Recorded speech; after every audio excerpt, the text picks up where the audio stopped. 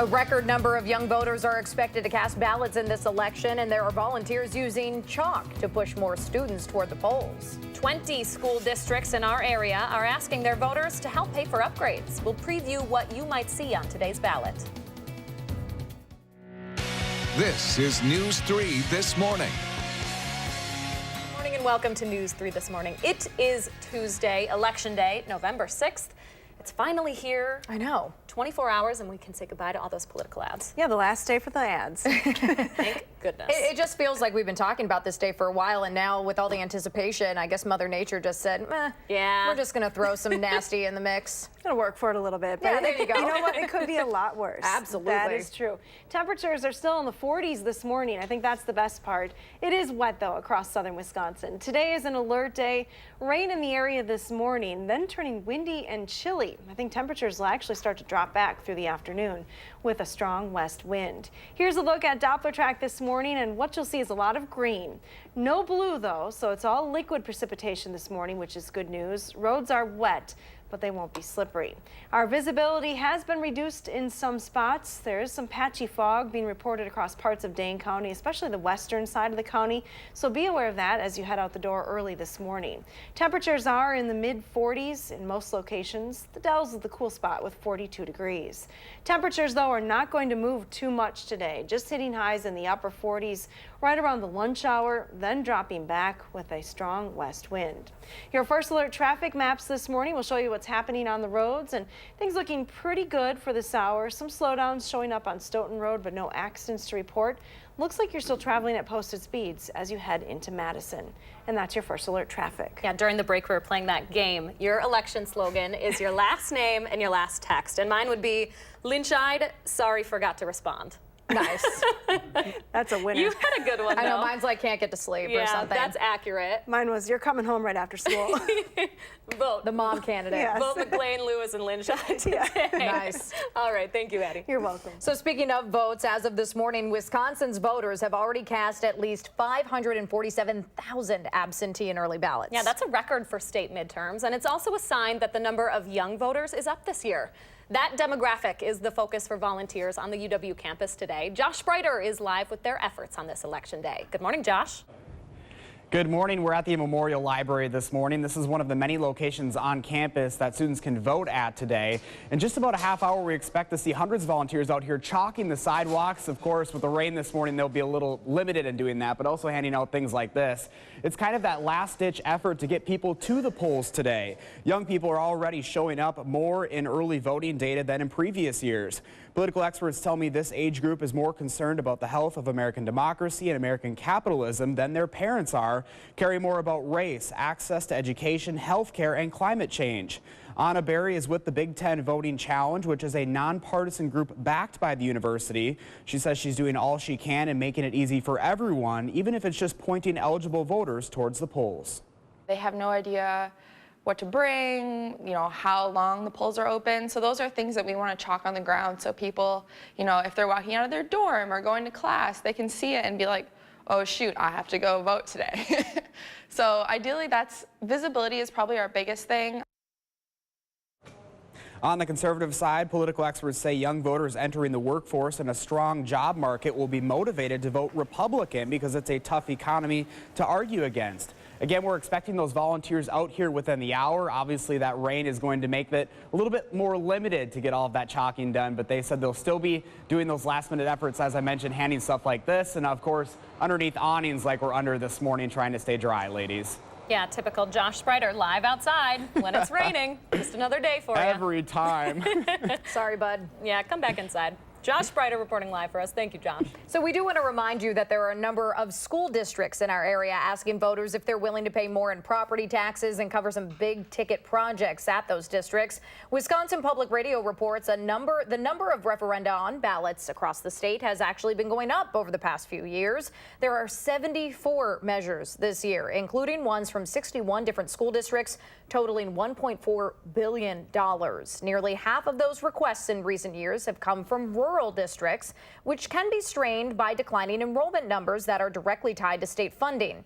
Simultaneously, though, suburban schools are enrolling more students, forcing them to ask voters to fund pricey expansion projects. One of the referenda on ballots in our area today is for the Beloit-Turner School District. Voters are seeing that request for the third time now. That referendum would expand a portion of the high school used to teach skilled trades and also replace Townview Elementary School over the course of 2.5 years. Now, just last spring, a similar referendum failed by just 3 votes. A main criticism of this referendum is a tax increase. Both Oregon and Middleton Cross Plains schools are asking voters to make more room for students. There are 2 referenda totaling more than $140 million for voters in Middleton and Cross Plains today. That money would go toward a new elementary school and expanding the high school. Oregon is trying to prepare for an estimated 2,000 additional students by the year 2030 and is asking for about $46 million to build and run a new school for elementary and middle schoolers. The Monona Grove School District is asking voters there to approve a nearly $58 million referendum for a new elementary school. The plan also includes some safety measures and updates to the high school track and football field. That district expects to grow by 1,200 students over the next 20 years. Edgerton voters will be asked to approve a more than $40 million referendum that would go toward renovating and expanding the elementary school and parts of the high school. The district superintendent argues that while the majority of voters in that district do not have school-aged kids, dealing with overcrowding issues at the schools is important to the entire community. Voters also deciding whether the Poynette School District will spend $28 million on improvements there. The district wants to add more air conditioning and natural light to its classrooms. Some residents hope funding would attract new families to the area, but others are skeptical and say flat enrollment means the school can get by with its current resources. And then Wisconsin Dells district officials say the current high school is over capacity and other schools are running out of room as well. Voters there will then decide whether they're willing to cover the $33 million it would take to build a new high school on a plot of land donated off Highway 12. Now, almost half of the project is already paid for by donations and investments from the Dells and Lake Delton. If you'd like to learn more about all these referenda and how they might affect your property taxes, we have a voter guide up on channel3000.com. Just click on the banner on the homepage for a full list of referenda, plus a list of candidates and the process for registering at the polls today. As returns come in, political science experts at UW-Madison will be breaking down results of today's midterms. Poli-sci professors David Cannon and Ken Meyer, along with journalism professor Michael Wagner, will talk about the potential impact of election results and answer questions from the audience today. That event starts when polls close at 8 p.m. This is happening over at the Marquee Cinema in Union South. Our very own Mark Kane will have live updates from that event streaming online, and then a recap tonight on News 3 at 10. News 3 is going to have team coverage of the election here in Wisconsin and across the country, starting with CBS News national coverage at 7 tonight. Once polls close at 8 o'clock here, we'll be live streaming comprehensive local coverage and analyzing the numbers in real time, both on channel3000.com and the WISC-TV Facebook page. Then at 9, our local coverage will be available over on Fox 47, and at 10, you can join us on WISC for election night coverage you can count on. Lots to talk about tonight. Yeah, well, and this morning, I know it's a lot of information, so be sure to take advantage of that voter guide over on channel3000.com if you kind of need a recap of all of that. I know our folks have worked hard on that. Lots of good information there. All right, 6:08 your time now. More African-American families are getting access to things like internet, cooking lessons, and books, thanks to a new center opening this week in Dane County. Up next, we're talking with the founder of the Progress Center for Black Women about her mission and how you can get involved. Hattie is talking about an alert day for the wind and rain before there's the reason to turn on the heat and break out the long underwear. Some fog as well in the forecast. That's all next on News 3 this morning.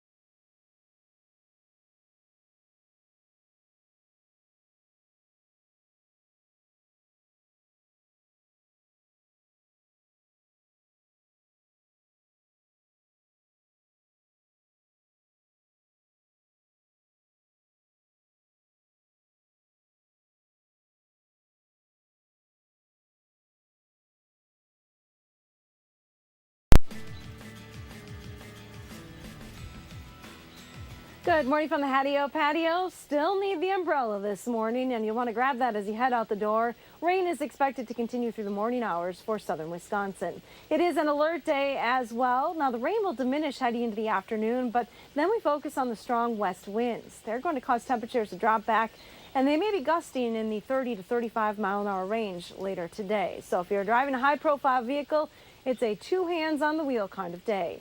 It's also election day today, and here's a look at your voting forecast.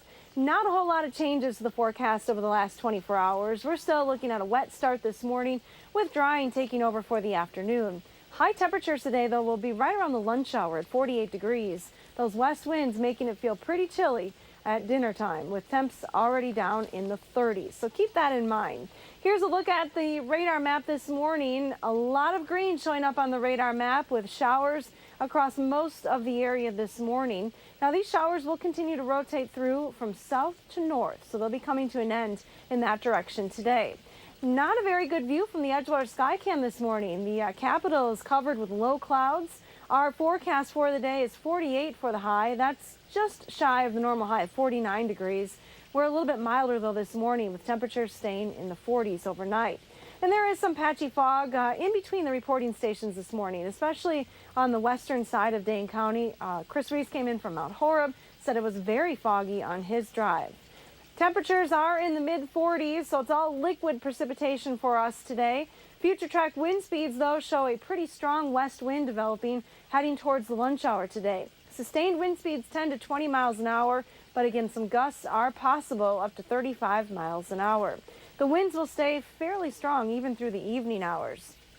Here's a look at your future track forecast model, and it does a pretty good job of showing you the rain this morning from Madison and points to the north. Those showers will continue for the next couple of hours, but gradually diminish as we head towards the middle of the day. Highs will only be in the mid to upper 40s today. We'll look for dry conditions this afternoon, but windy and chilly temperatures already back into the upper 30s by 8 p.m. when the polls close.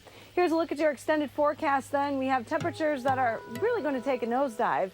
We have highs only in the low 30s by the time we get to Friday and Saturday. Some chances for light snow as well. Of course, with those temps, it definitely is cold enough for snow. Late Thursday into Friday, and then again late Saturday into Sunday, we could see some light snow here across southern Wisconsin. Now let's get a look at your first alert traffic this morning with Jason Ryan. Good morning, Jason. Good morning. Looking at the Beltline on this rainy Election Day Tuesday, there's no delays or holdups of any kind in either direction, but be careful on the roads as that rain can make things slick for your vehicle. Looking across Dane County, the interstate and highways are running smooth with no delays of any kind. Downtown, it's also quiet, but there's small tie-ups at South Blair at East Wash. Your drive time should be a bit slower than usual due to the rain coming down, and slippery roads can make for delays, so go nice and easy on your drive this morning. With First Alert Traffic, I'm Jason Ryan. Thank you, Jason, and thank you, Hattie. So according to a recent report, black women living in Dane County make $15,000 less every year compared to white women, and $23,000 less annually than white men. The new Progress Center for Black Women in Fitchburg is hoping to change that statistic.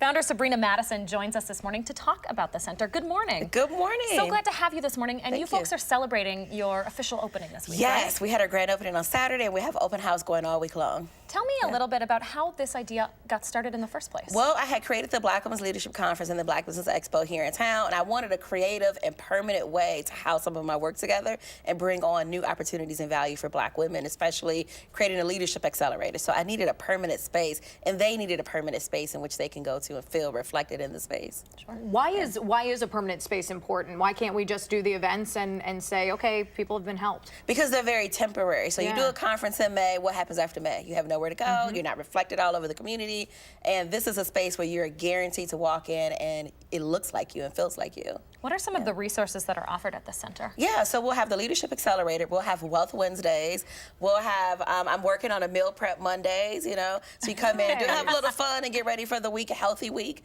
And so just activities around financial freedom, leadership development, and entrepreneurship. So we're kicking off a Hustle and Heart series, so every month a different activity for entrepreneurs. Yeah. What is the greatest need, do you think? I think we were talking a little bit during the commercial break about one room in particular that people gravitate toward that you might have not expected. It's a meditation room. So when folks gave us feedback, they just kept saying they wanted a space where they could unwind, relax, escape, and literally everybody goes in there and escapes, literally. Why do you think that because became a big thing? Because it could be, as a black woman, especially living in Dane County, it could be very stressful. So you're carrying the burden of low wages, microaggressions. And so you just need a place you can unwind, relax, and just sort of like separate yourself from all of that. This is a pretty incredible opportunity. Yes. Certainly. For folks who might be interested in getting involved and supporting you, what do we need? So all I say is if you want to access the space or you believe that other folks should be able to access the space, just commit to at least commit to a year of making it minimum $25 a month recurring donation. And that'll keep us sustainable. So, and this is not to blow your cover at all, but this is a pretty good idea, and you've gotten some proof because you've gotten calls from other cities already. So when I launched the idea last October, I got calls from as far away as Switzerland. And then once we got to this permanent, or our temporary permanent space for the next 2 years, I've been fielding phone calls from Austin, Texas, and San Antonio. And so I have a phone call scheduled this Friday. Well, when you get sick of the winters here, just going over to Texas. And then an open house is going on all week. We want to make sure people know. We're here, and I'll be also there Saturday from about 11 to 3. And I'm willing to open up the doors on Sunday if you want to come by. Such a neat venture. Thank you so much for coming on this morning and talking about it. Thank you. I appreciate it. Of course. All right, your time right now is right around 6:18, and I can tell you I saw my first snowplow commercial this morning just in time for Chris Reese to celebrate Winter Weather Awareness Week. He's probably doing a bit of a happy dance back in the weather office as he gets ready to get us ready for the cold and the snow. Speaking of the white stuff, Fatty has her winter coat on for the first time this season. She's making an argument for why you're going to want to dust yours off too this week when News 3 This Morning returns.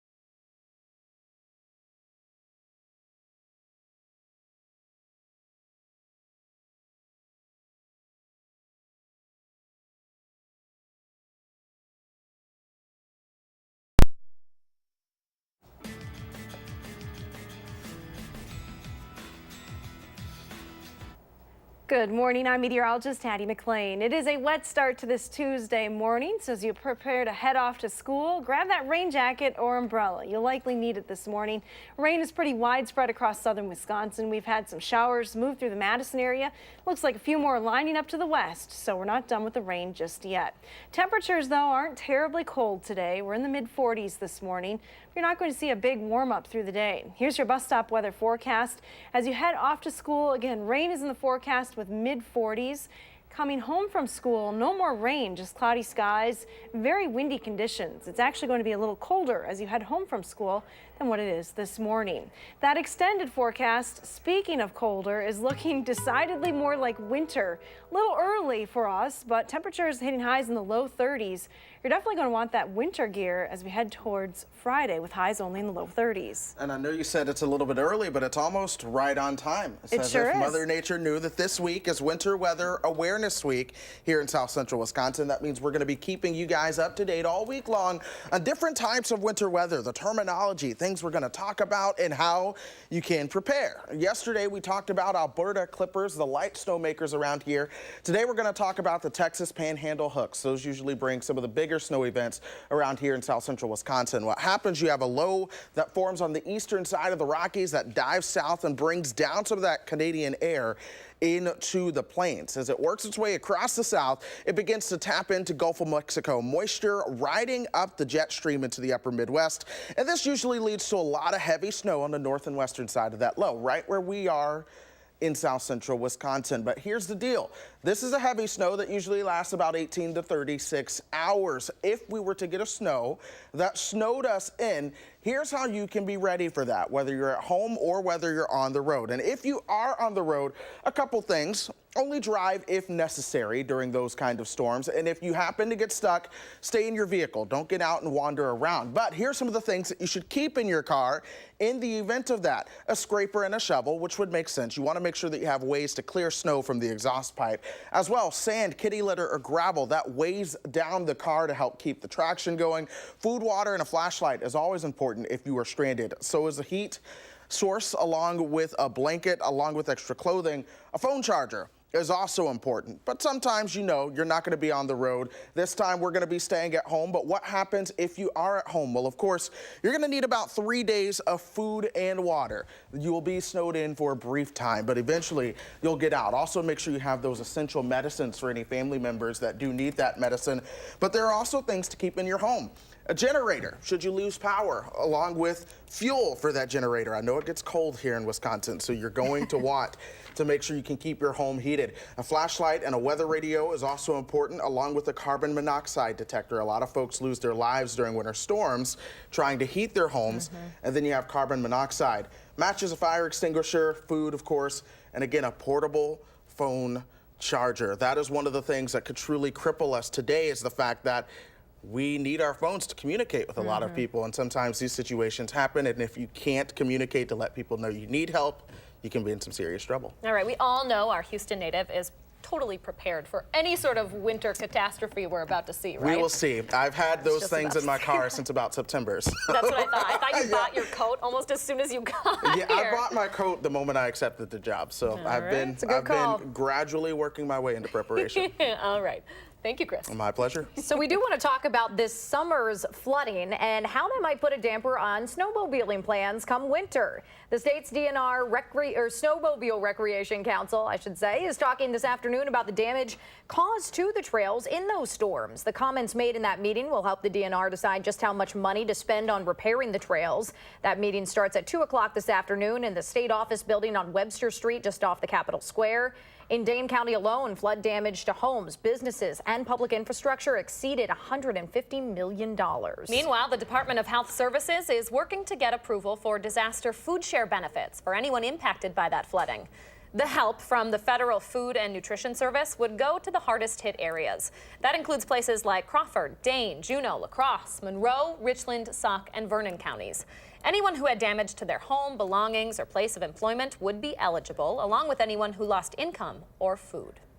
All right, 6:26 your time now. We are your one-stop shop for election coverage all day today here on News 3. We're going to have a look at the candidates' final push to convince voters coming up. And speaking of those candidates, they won't be the only ones on your ballot today. We will tell you about the question you could be asked about legalizing marijuana here in Wisconsin when News 3 This Morning returns.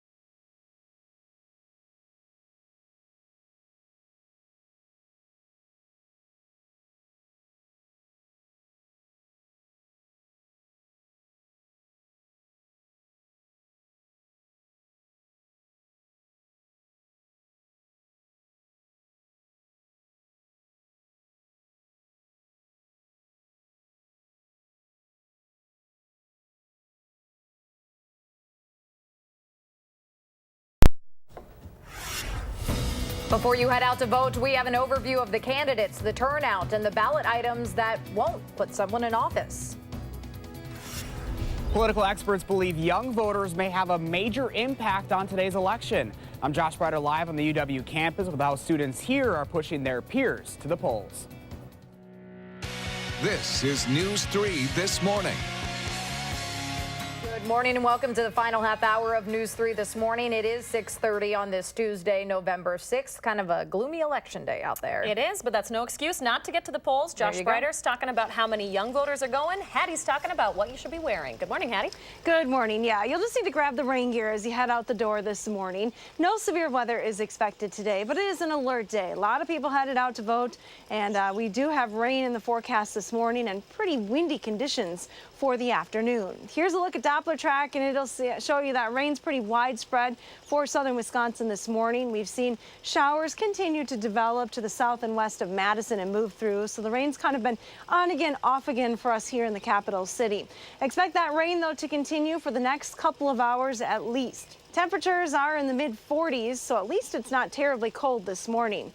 Here's a look at your out-the-door forecast. As you head out the door this morning, you'll want that umbrella early on.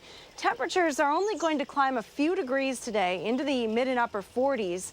It will turn windy this afternoon. A west wind is going to cause temperatures to drop back by the time you're heading home from work and school.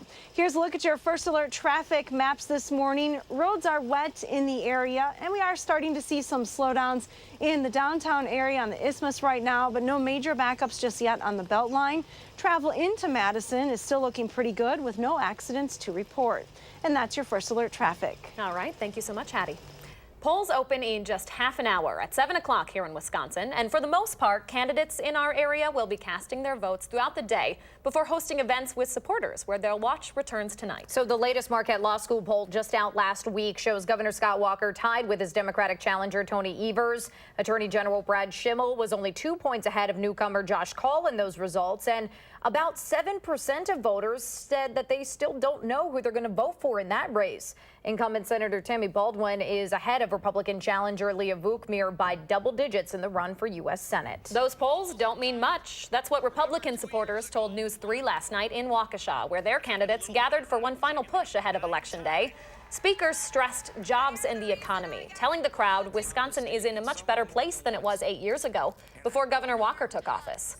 The governor was joined by Lieutenant Governor Rebecca Kleefisch, along with Brad Schimmel and Leah Vukmir. Democratic candidates on the ballot had held their own rally last night in downtown Madison. Tony Evers and his running mate for Lieutenant Governor Mandela Barnes were joined by Josh Kaul, Tammy Baldwin, and others touching on issues like protecting young immigrants known as dreamers, as well as protecting the environment. Now, while the latest poll numbers that we just mentioned show Democrats only leading in one of the races, supporters say they also don't trust those results, referring back to Hillary Clinton's lead in the polls back in 2016. Last night's rally doubled as Tony Evers' birthday celebration. More than 500,000 early and absentee ballots are already in across Wisconsin. That's a new state record for midterm elections. Some political experts say it's a sign the number of young voters is going to surge this year. It's what volunteers at UW-Madison are working toward today. Josh Spreiter's live on campus this morning talking more about the group's mission. And Josh, I hope you have your chalk ready, bud. Yeah, that chalk is going to be kind of a little bit of a problem with that rain this morning. We're at the Memorial Library this morning, where this is one of the locations that's actually going to be a place where people can vote today. You can see they do have the signage up here already. And UW-Madison is joining the other Big Ten universities this year in a new effort to try and get more students to the polls. They'll be out chalking the dry areas under the awnings and also handing out things like some cards and brochures and trying to get people to the polls. University officials say voting in elections gives students a voice in the democratic process in the decisions that affect local, state, and national issues. The Big Ten Voting Challenge is a nonpartisan initiative to encourage students to exercise their right to vote, which is among the most fundamental opportunities to be an active and engaged citizen. On National Voter Registration Day, UW-Madison helped break the record of the amount of people registering nationally. Records have also been broken during early voting on campus. It's really about showing people that young people have a voice and that we're the largest voting bloc right now. And if we vote, there's more people than the baby boomers. So our votes could really make a difference. Looking at the latest polling, political experts say there is more enthusiasm among young Democrats than Republicans this time around. The Institute of Politics found 54% of 18 to 29-year-old Democrats plan to definitely vote, compared with 43% of Republicans and 24% of independents. But this push today is about getting everyone out to vote, regardless of party. Those chalkers should be out here any minute, and I'm told that they're going to be focusing again under those awnings and those drier areas. And obviously the big push too will be handing stuff out like this today and trying to getting those students to the polls. And ladies, the winner of all the Big Ten universities gets a trophy. So that's why there's also another little push out here today. Yeah, gotta love something else to add to the trophy case, definitely. All right, Josh Spreiter reporting live from the UW-Madison campus. Thank you, Josh. A reminder, there are more than just candidates on the ballot today. Dane County is one of the municipalities asking its voters about so-called dark store loopholes. That's when big box retailers are treated like vacant properties, meaning they pay a lower tax rate than other brick and mortar stores. That referendum is just advisory. That means there wouldn't actually be any immediate action. Dane County voters will also get to weigh in today on legalizing recreational marijuana throughout the state. 17 municipalities in Wisconsin, including Rock and Sauk counties, are also including a referendum on marijuana on today's ballot. It will specifically ask whether it should be legal and regulated the same way alcohol is for people 21 and older. Again, this referendum also just advisory. It would not result in any laws changing. Earlier this fall, about 2 of every 3 voters polled by the Marquette Law School supported legalizing marijuana. 36% oppose the idea. If you have any questions while you're headed to the polls today, we have a complete voter guide up on channel3000.com with everything you need to know ahead of casting your ballot. Just click on that banner on the homepage for a full list of candidates, referenda, and how to get a free ride to the polls, along with a reminder if you didn't register to vote ahead of time, you can still do that at your polling location today. We have those instructions up on that voter guide as well. Yeah, it's definitely important to remember. You can register at the polls today if you haven't already. 6:37 right now. There's still some question as to why a Madison firefighter died suddenly after a shift earlier this year. That update's coming up in the morning sprint. And women who want to take over the tech industry have an opportunity to learn from one of the best in the business. We'll let you know where you can take part when News 3 This Morning returns.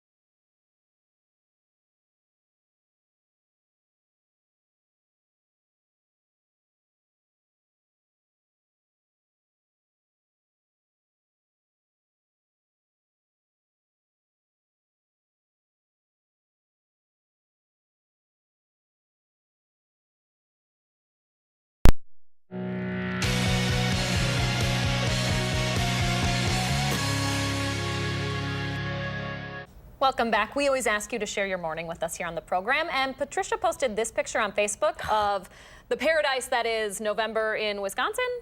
Not quite. Not so much. This is from the Cayman Islands. Obviously, she took a trip there. We're all wishing that we were there, especially as these temperatures get a little bit colder this week. I know. I can't decide if this is mean or nice of her to share this with us. Let's go with nice. Thanks so much for sharing, Patricia. Yeah, bring them on. Bring on the palm trees. What does your morning look like? Take a picture, post it on Channel 3000's Facebook, Twitter, Instagram, whatever it is. Use that hashtag MyNews3Morning. Hopefully, we can get more sunny shots like this one to make us plan a vacation. Yes. Yes. We always share our favorites here on the program. All right, 6:41 your time now. Women in the technology field have an opportunity to learn from the former female executive of the fastest growing company in the country. Demetria Menard is the former COO of Swan Leap. That's the company that received that title back in August. That's thanks in part to using artificial intelligence to help manufacturers find the fastest and most cost-effective ways to get their products to retailers, that is. Menard has since moved on to another venture, but she's sharing how she used technology to build her career at today's Women Reception. That starts at 5:30 tonight at the Findorf building off John Nolan Drive. Tickets are on sale at the Wisconsin Technology Council's website. Speaking of technology, the Janesville School District is taking steps to improve its school internet access. The Janesville Gazette reports the district is now installing 26 miles of high-speed, high-capacity fiber optic cable. That should increase internet speeds there by about 10%. The project costs $2 million, but $1.6 million will be covered by the federal E-rate program. The district says extra costs should be offset by other savings and that the new lines are expected to last 50 years. Installation should be wrapped up by Christmas break. All right, it is not just Election Day. Today is an alert day for the wind and the rain, and the rest of the week not looking too great either. I am taking my cues from Hattie and digging out the winter gear this morning. We're going to check in with her first alert forecast next. First, though, it is November 6th. We want to say happy birthday to Ellie here and all of the kiddos turning 3 today. Thanks for watching and celebrating with us here on News 3 this morning.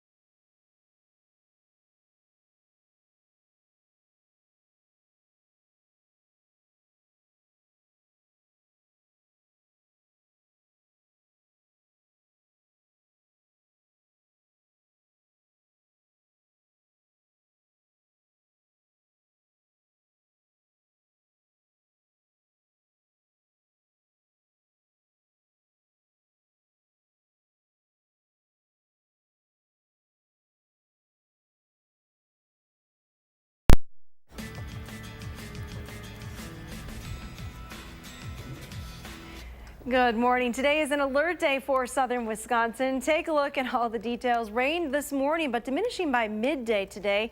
It does turn windy and chilly, though, for the afternoon. Those west winds making it feel even colder later today. Rain is pretty widespread this morning, but luckily it's all showing up as green on the radar map. We're not talking snow just yet. We'll zoom the map out, though, and you can see some snow across parts of Minnesota and the Dakotas. So there is some colder air with this particular system. We'll just have all the precipitation out by the time that cold air arrives. So only rain in our forecast today. Take a look at this picture that Jerry Davis sent me in, though. These are robins fueling up for flight.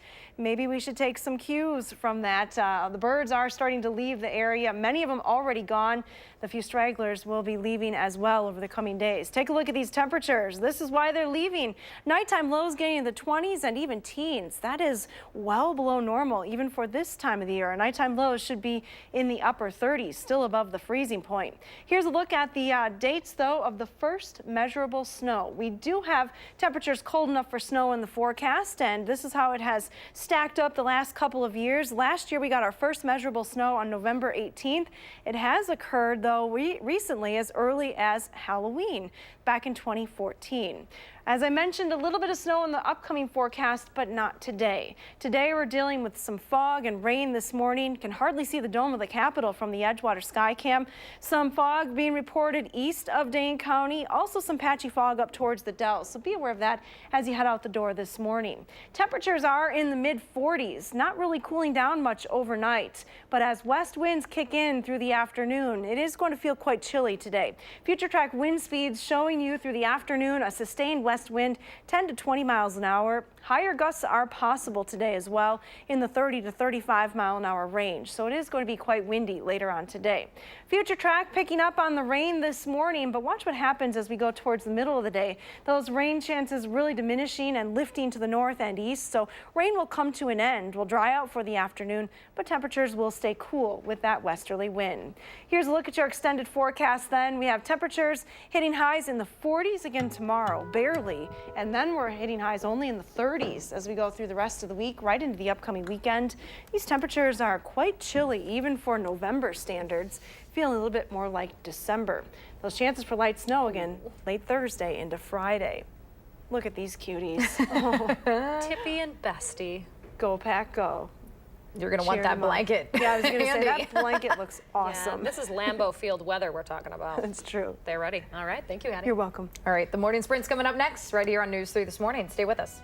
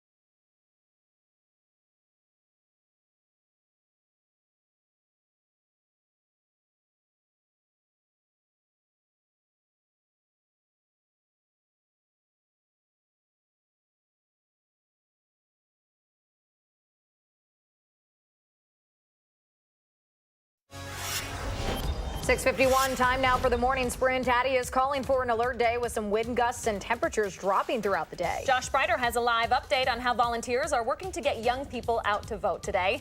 But we start with polls across Wisconsin. They are opening in just minutes at 7 o'clock this morning. The latest Marquette Law School poll released last week shows Governor Walker tied with his Democratic challenger, Tony Evers. Attorney General Brad Schimmel was 2 points ahead of newcomer Josh Kaul in those results, and incumbent Senator Tammy Baldwin is ahead of Republican challenger Leah Vukmir by double digits in the run for U.S. Senate. Dane County voters are among those being asked about so-called dark store loopholes today. That's when big box stores are treated like vacant properties, meaning they pay a lower tax rate than other brick and mortar locations. Dane, Sauk, and Rock County are also among the municipalities, including a referendum on recreational marijuana on this ballot. Those are only advisory, so no laws will change based on these results. We also want to remind you there are a number of school districts in our area asking voters if they're willing to pay more in property taxes and cover some big ticket projects at schools. 20 different area school districts have a referendum on the ballot. We have information about what that money will go toward and how it might affect your property taxes up on channel3000.com. Just click on the News 3 voter guide at the top of the homepage. I'm live on the UW campus where around 100 volunteers are out chalking the sidewalks, encouraging people to get to the polls. It's part of the Big Ten Voter Challenge happening between all of the Big Ten universities right now. It's a nonpartisan effort in trying to get out the vote. Many political experts believe the push by young people this year may have a major effect on the turnout today. They say enthusiasm is higher among young Democrats than young Republicans this cycle. UW-Madison's Big Ten group has been handing out flyers and goodie bags to students as well. They hope their efforts help break some more records when it comes to voting this year. There's a trophy available to the school that wins. Thank you, Josh. The president is back in D.C. this morning after crisscrossing the country in support of Republican candidates. He most recently made stops in Ohio, Indiana, and Missouri. Now, a CBS News poll says more than 70% of voters say that the president is a factor in their vote. There are 36 governor races today, including the one here in Wisconsin, and control of both the House and Senate could shift as a result of today's elections. News 3 is going to have team coverage of the election, starting with CBS News at 7 p.m. tonight. We'll be live streaming local coverage starting at 8 p.m. on both channel3000.com and the Channel 3000 Facebook page. And on this election day, it is an alert day with rain in the forecast this morning and then very windy conditions through the afternoon. Here's a look at where the rain is this morning. Hard to find a dry spot across southern Wisconsin. We're likely seeing some drizzle as well across parts of southwestern Wisconsin. So a very wet start to the day. Grab that umbrella.